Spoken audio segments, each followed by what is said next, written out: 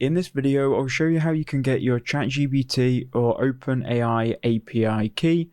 Now, you can't do this inside of the ChatGPT website, but what you can do is open a new tab, search on Google for OpenAI, and then head over to openai.com.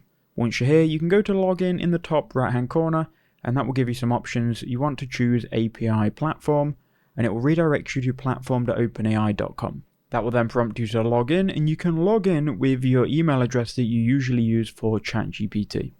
From here, there are many ways you can get to it, but what I do is search for API keys, and the search is in the top left. Click on that, type in API keys, then click, and you can then create your new secret API key. Give this a name, and choose a project. I'm just going to choose the default project, and we're going to then create the secret key.